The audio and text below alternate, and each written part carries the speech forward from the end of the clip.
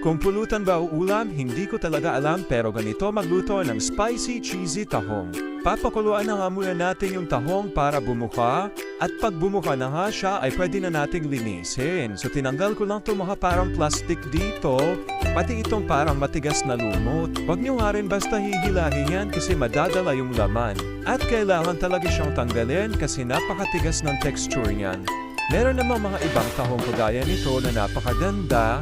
Tingnan nyo naman yan ang taba-taba, tapos ang kinis walang kalumot-lumot, diba?